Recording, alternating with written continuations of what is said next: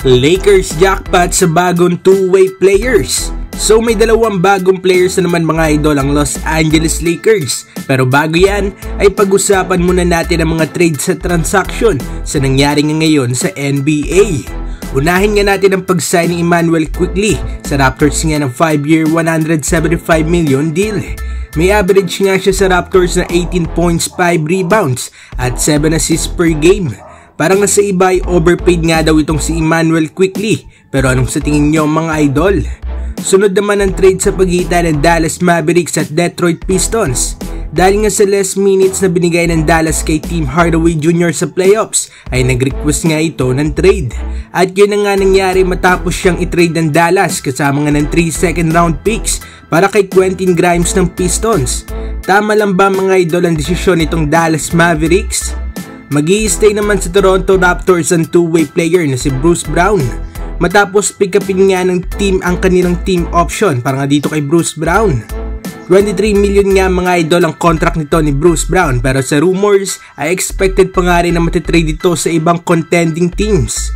Para naman sa LA Clippers ay nag-opt-in nga sa kanyang contract si PJ Tucker na merong 11.5 million deal na usap-usapan nga rin matitrade ngayong off-season. Na-wave naman ng Charlotte Hornets itong si Seth Curry. May average stats nga ito last season na 9 points, 2 rebounds at 2 assists per game. Sa karir nga ni Seth sa NBA ay napuntahan na nga niyang 10 NBA teams.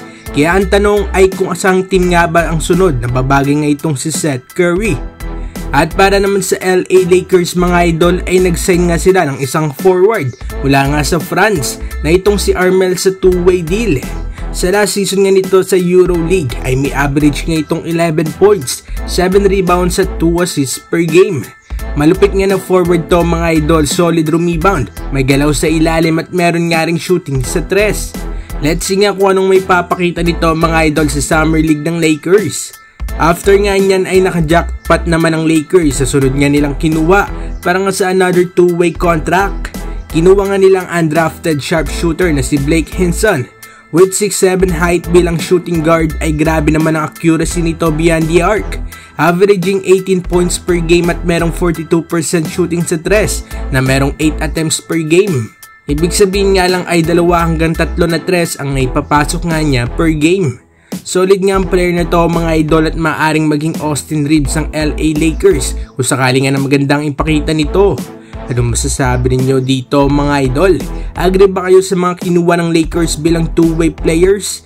Mag-komento sa baba at ating babasahin yan. Huwag kakalimutan na mag-like and subscribe para sa iba pang balitang NBA.